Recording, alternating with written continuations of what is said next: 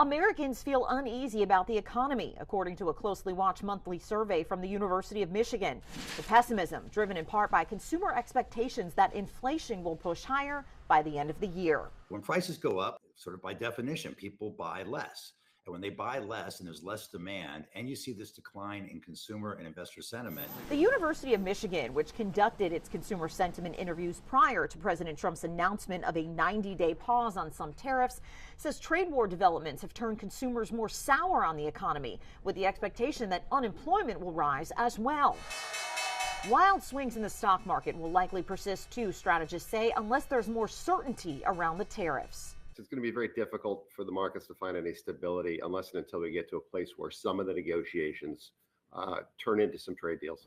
Both Wall Street and the Federal Reserve will be watching to see how consumer pessimism and market anxiety impact consumer spending, which drives about 70% of the U.S. economic engine. Volatility is here to stay. The market isn't going directly down, doesn't seem to be going directly up. A lot of ups and downs each day. And that means diversification in your portfolio is more important than ever. In Washington, I'm Karen Kafa. The University of Michigan said on Friday that its monthly consumer sentiment reading, its look at how consumers feel about the economy, plunged for the month, with Americans not only feeling uneasy about where the economy is right now, but also where it's headed. Americans feel uneasy about the economy, according to a closely watched monthly survey from the University of Michigan. The pessimism, driven in part by consumer expectations that inflation will push higher by the end of the year. When prices go up, sort of by definition, people buy less. And when they buy less and there's less demand, and you see this decline in consumer and investor sentiment. The University of Michigan, which conducted its consumer sentiment interviews prior to President Trump's announcement of a 90-day pause on some tariffs, says trade war developments have turned consumers more sour on the economy, with the expectation that unemployment will rise as well. Wild swings in the stock market will likely persist too, strategists say, unless there's more certainty around the tariffs. It's going to be very difficult for the markets to find any stability unless and until we get to a place where some of the negotiations turn into some trade deals. Both Wall Street and the Federal Reserve will be watching to see how consumer pessimism and market anxiety impact consumer spending, which drives about 70% of the U.S. economic engine. Volatility is here to stay. The market isn't going directly down, doesn't seem to be going directly up. A lot of ups and downs each day. And that means diversification in your portfolio is more important than ever. And looking at the impact of this on consumer households, now that President Trump has hiked the tariff on goods imported from China to at least 145%, updated research by the Budget Lab at Yale estimates President Trump's tariffs will cost the typical middle-class household an extra $3,700 a year. In Washington, I'm Karen Kafa. Yeah, I'd like to see a deal too, but my point I'm making, there's two stacks, there's two verticals. There's the circle of friendship negotiations with countries like England and the EU and Switzerland and Cambodia, Thailand, Canada, Mexico, where we're going to end up with some reciprocal tariff. That's so obvious that's going to happen. I don't know how long it's going to take. China's a different stack. I've been saying, and I've just testified in Congress this week, that I'm kind of done with this theft of IP, no access to their courts, the fact that I have to compete with them in capital markets in New York on NASDAQ and on NYSE where they don't even comply with GAAP. Why do we allow this? And so instead of just the rhetoric on tariffs, I don't care about tariffs. I want this behemoth entity, China, which I would like to do business with. I have nothing wrong with the Chinese people. I want to sell to them. But it is such an unbalanced playing field on just IP theft. Let's go in with 400% tariffs, shut down all trade until Xi comes to the table and not just solves on tariffs. That's not enough. I need access to the litigation there. I want him to comply with the rules that he agreed to comply with in 2000 with the World Trade Organization. There's thousands of complaints about China, and nobody ever holds them to account. It's unbelievable what they get away with on our own domestic market. They bankrupt millions of American companies by stealing their IP, and I'm not okay with it anymore because I'm an investor. So I thank the president for having a discussion, but that's not enough. We've got to solve this problem because we're in an economic war with them, and they want to become the world's largest economy by stealing IP to get there. They don't have to pay for what it costs to develop a product that I invest in. They rip off and bring back into this market at 40% discount till they wipe out the originator, the American entrepreneur, with American jobs going to zero because they cheat and they steal. I'm done with it. And I'm just pointing it out. And I'm happy to have this narrative. No, everybody knows the number one destination for the world's capital, more than 50% of it is invested in the United States of America. 49% of all consumption is in the U.S. 26.1% of world GDP is the United States. It is still the number one economy. And now if you're given the opportunity to invest in China or the United States, it's a no-brainer. Every dollar goes to the U.S. And so while the U.S. has the upper hand, and let's remember something, there's a time bomb here. For Trump, it's the midterm elections.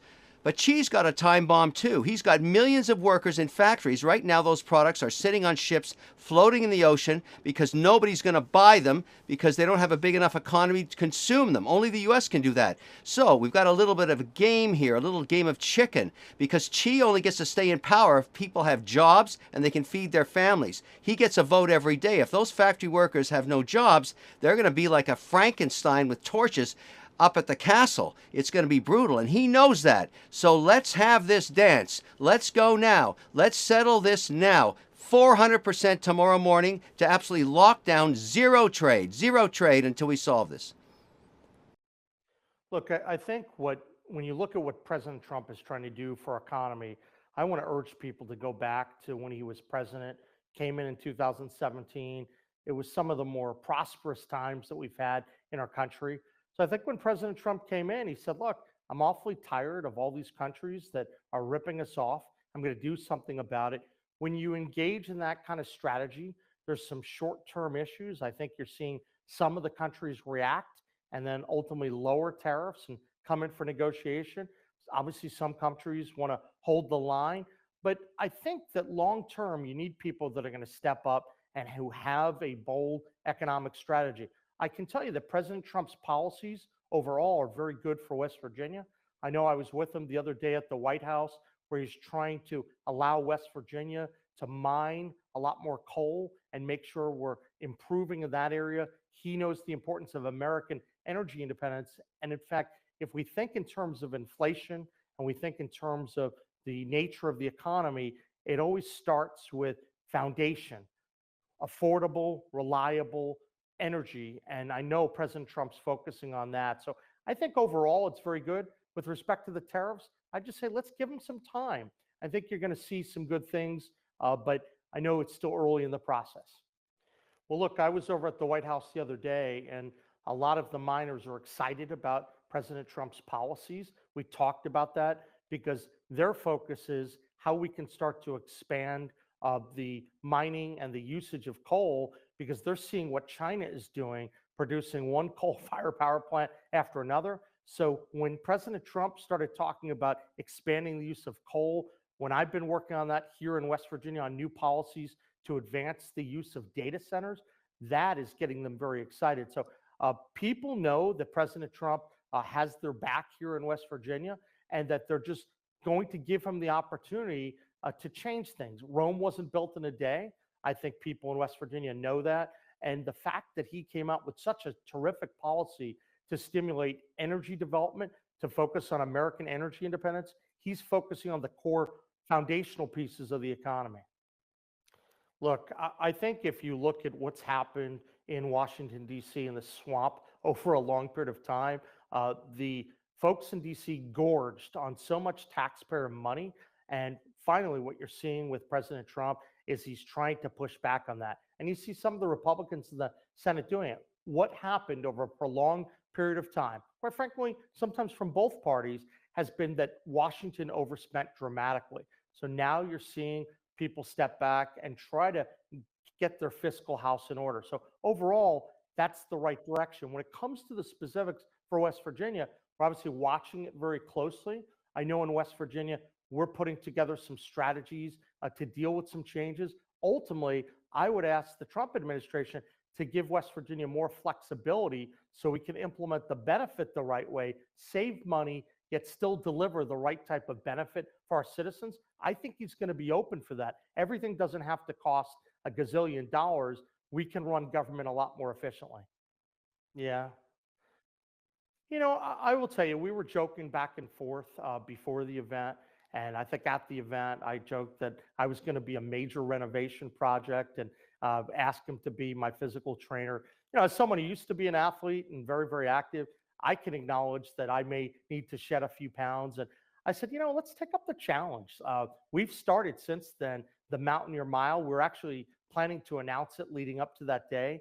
But if we could stimulate more West Virginians to get out, to walk, to get in good shape, I think that's phenomenal. And I think it's terrific that Secretary Kennedy is focusing on the nation's health in a way we haven't seen before. I think it was meant in good fun, and I talked to him about it afterwards, and I can just say that he cares deeply about West Virginia, and I didn't take it. I didn't get offended. I will tell you, I'm the first one to say, let's all work on this together. I'm going to try to lead by example and drop a few pounds, and hopefully you come back in 6 months, you come visit West Virginia, and people start to see a new wave happening with the Mountaineer Mile going all across America.